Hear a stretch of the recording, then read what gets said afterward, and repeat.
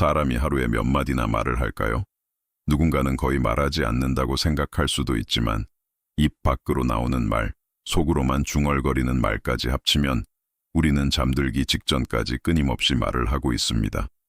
문제는 우리가 그 말을 그냥 생각 정도로만 여긴다는 거예요. 오늘 영상에서는 그 말을 하나의 주문처럼 현실을 움직이는 명령처럼 다루어 보면 어떻게 달라지는지 이야기해 보려고 합니다. 이 영상의 핵심은 단순합니다. 지금까지 무심코 써온 말들이 내 안과 밖의 현실을 어떻게 조용히 설계해 왔는지, 그리고 앞으로는 그 말을 어떻게 바꿔서 부족함과 무기력 대신 여유와 힘, 편안함 쪽으로 방향을 틀 수 있는지, 마지막까지 함께 보면 머릿속에서 스치는 말 한 줄, 한마디가 더 이상 가볍게 느껴지지 않을 거예요. 그리고 그만큼 바꿀 수 있는 것도 많아집니다. 먼저 하나 짚고 갈 게 있습니다. 우리가 입 밖으로 내뱉는 말, 머릿속에서 반복하는 말은 그냥 흘러가는 소리가 아니라 무언가에게 내려보내는 지시문에 가깝습니다. 이 지시를 받는 쪽, 그러니까 우리 안쪽 깊은 곳에 있는 무의식은 판단을 잘 하지 않습니다. 이게 너에게 좋은 말인지 나쁜 말인지를 분석해서 걸러주지 않아요. 그냥 이 사람이 이런 걸 자꾸 말하고 자꾸 느끼네. 그럼 이 방향으로 계속 맞춰줘야겠다 하고 따라갈 뿐입니다. 그래서 어떤 말이든 그 말에 감정이 붙어 있고 반복이 되면 무의식은 그걸 명령으로 받아들입니다. 나는 원래 이런 사람이야. 세상은 다 이런 거지. 나는 어쩔 수 없어. 이런 문장들이 한번 지나가고 끝나는 게 아니라 날마다 비슷한 감정과 함께 되풀이된다면 무의식 입장에서는 굉장히 강력한 프로그램이 깔리는 셈입니다. 상상해 봅시다. 한 사람을 떠올려 볼게요. 편의상 그 사람을 민수라고 부르겠습니다. 이건 실제 인물이 아니라 설명을 위한 가상의 인물입니다. 민수는 늘 비슷한 생각 속에서 살았습니다. 머릿속에서는 늘 이런 말이 맴돕니다. 난 뭔가를 바꾸기엔 이미 늦었어. 세상은 원래 빡세지 뭐. 입 밖으로는 크게 티를 안 내지만 속으로는 이런 문장을 계속 재생합니다. 어떤 일을 시작하려 할 때도, 새로운 선택지 앞에 설 때도 이 말이 자동 재생 버튼처럼 먼저 떠오릅니다. 그러다 어느 날 민수는 문득 눈치를 챕니다. 새로운 기회가 와도 항상 같은 지점에서 멈추고 있다는 걸요. 남들이 봤을 때는 왜 저기서 포기하지 싶은 위치에서 혼자 뒷걸음질을 치고 있습니다. 그리고 포기한 다음에 드는 생각도 똑같습니다. 그래, 난 원래 이런 사람이지. 원래 이렇게 되는 거였어. 이때 중요한 건 민수가 게으르거나 실력이 없어서가 아니라는 겁니다. 민수의 무의식이 오랜 시간 들어온 말대로 충실하게 움직이고 있기 때문에 행동이 그 말에 맞춰지는 겁니다. 난 원래 이런 사람이야 라는 말을 매일같이 들은 무의식은 그래, 알겠어. 그럼 원래 그런 사람으로 유지해 줄게 하며 방향을 고정해 두는 거죠. 이게 언어의 어두운 힘입니다. 그냥 툭툭 던지는 말 같지만 반복되고 감정이 실리면 그 말이 곧 우리의 테두리가 됩니다. 여기서 중요한 전제가 하나 있습니다. 창조적인 언어 세계 안에서는 중립적인 묘사라는 게 거의 존재하지 않습니다. 우리는 보통 이렇게 말하죠. 난 그냥 있는 그대로를 말했을 뿐이야. 현실이 이러니까 그걸 말했을 뿐이잖아. 그런데 무의식의 입장에서는 그게 단순한 리포트가 아니라 앞으로도 이렇게 계속 가자는 식의 선언에 가깝습니다. 왜냐하면 말이 나올 때 그 말과 함께 감정이 따라 나오기 때문입니다. 한숨, 체념, 분노, 초조함, 혹은 소소한 안도감과 감사함. 이 감정이 붙은 말은 그냥 상태 묘사가 아니라 그 상태를 더 짙게 만드는 신호가 됩니다. 그래서 자주 하는 말은 결국 두 가지 중 하나가 됩니다. 나는 이런 사람이다. 세상은 이런 곳이다. 이 두 가지를 반복해서 말하는 순간 말은 단순한 설명을 넘어서 선언, 규칙이 되어버립니다. 오늘 영상에서는 이 언어의 힘을 의식적으로 쓰기 위한 세 가지 구조를 이야기해 보려고 합니다. 이 세 가지 구조는 우리가 매일 쓰고 있었지만 대부분 무의식적으로 흘려보낸 것들입니다. 이걸 조금만 의도적으로 다루면 내 안의 현실부터 바뀌기 시작합니다. 첫 번째 구조는 정체성 선언입니다. 나는 어떤 사람이다 라고 스스로에게 규정하는 문장들. 두 번째는 소유 선언. 나는 무엇을 가지고 있다. 이미 내 안에 무엇이 있다를 확인하는 말들. 세 번째는 선택 선언. 나는 무엇을 선택한다. 어떤 방향으로 가겠다. 하고 길을 정하는 말입니다. 하나씩 풀어볼게요. 먼저 정체성 선언. 우리는 정말 자주 나는 원래 라는 말을 씁니다. 이 말 뒤에 무엇을 붙이느냐에 따라 인생의 무대 세트가 확 바뀝니다. 생각해보면 우리가 스스로에 대해 자주 반복하는 말이 결국 자아 이미지, 자기 소개문이 됩니다. 무의식은 나는 어떤 사람이다 라는 문장에 특히 민감합니다. 이 문장이 반복될수록 행동, 선택, 표정, 심지어 몸의 반응까지 그 이미지에 맞추어 정렬되기 시작합니다. 그래서 정체성 선언을 의식적으로 사용할 때는 거창한 말보다 지금 이 순간 조금 더 나를 살게 하는 문장이 중요합니다. 여기서 한 가지 오해를 바로 잡고 싶습니다. 정체성 선언을 바꾸자고 하면 많은 사람들이 너무 멀리 가버립니다. 지금 위치와 완전히 동떨어진 문장을 들이밀었다가 속에서 바로 반발이 올라와요. 말도 안 돼. 그건 나 아니야. 이 반발은 지극히 자연스럽습니다. 오랫동안 다른 선언을 해왔기 때문입니다.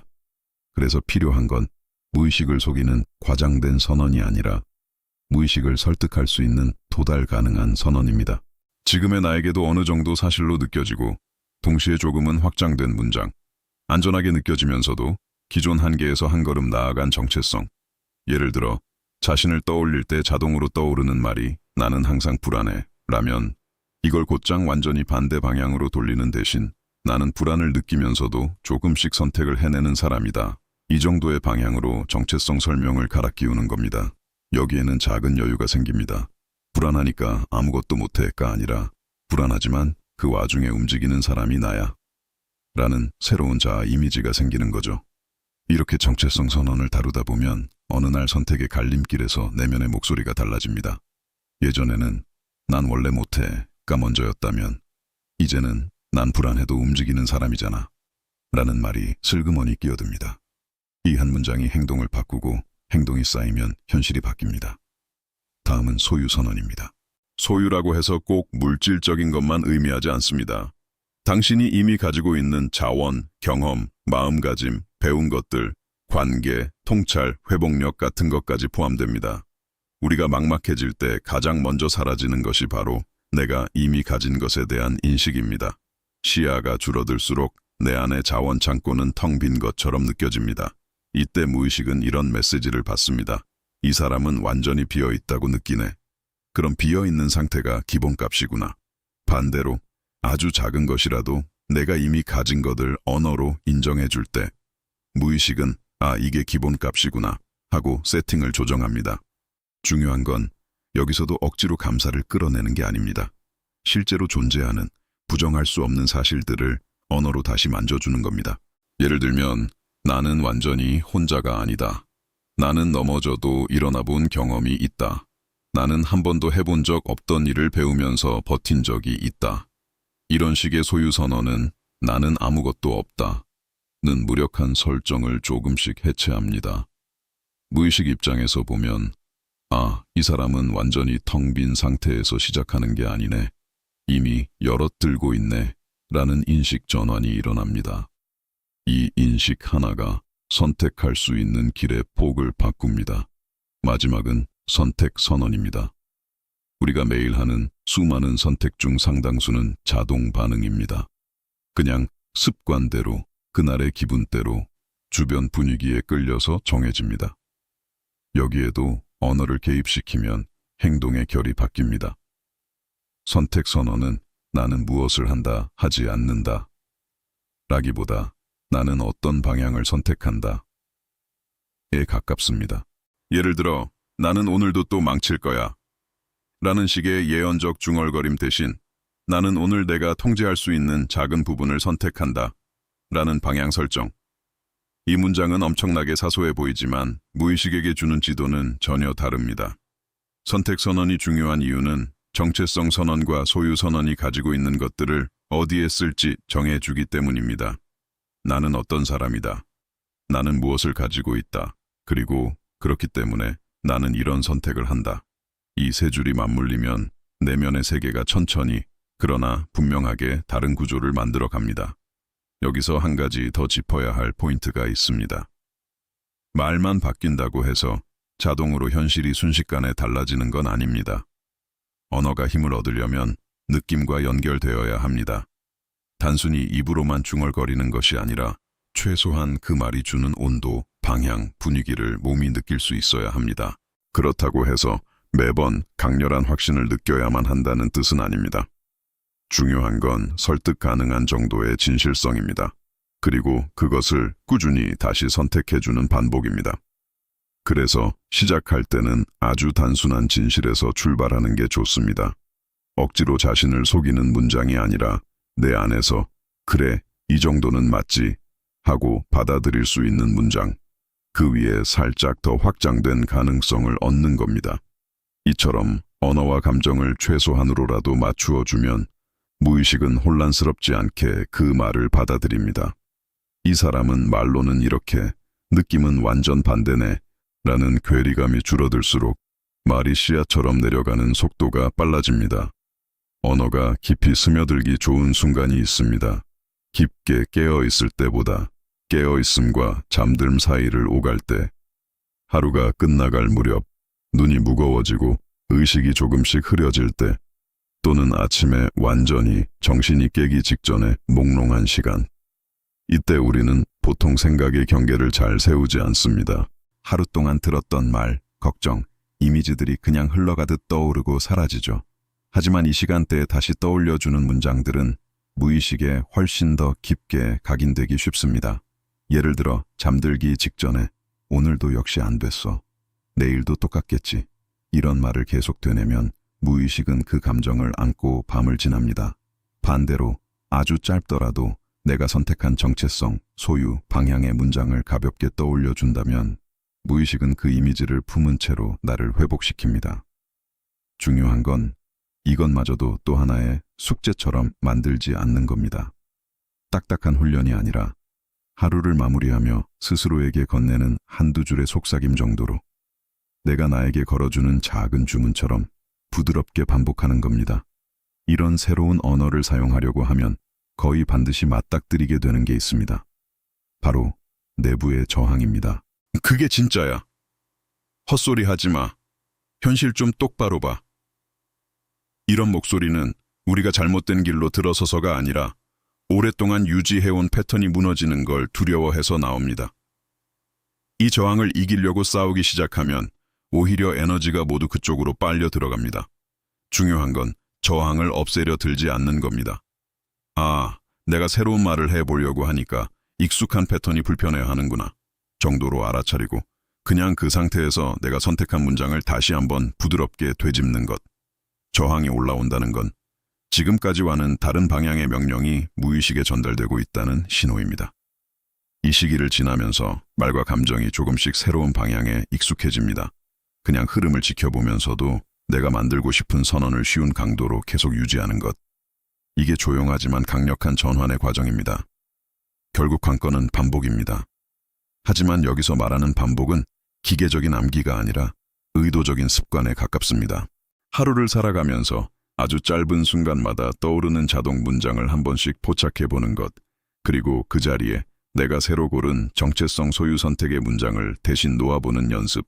이를테면 일이 꼬였을 때 자동으로 역시 하고 나가려는 말을 눈치채는 순간 그 문장을 끝까지 내뱉기 전에 잠깐 멈추고 그래도 나는 이런 순간에도 방향을 다시 정할 줄 아는 사람이야. 같은 나만의 선언으로 덮어씌우는 겁니다. 이걸 하루에 몇 번이든 실패해도 상관없이 반복하다 보면 어느 순간 기본값이 바뀝니다.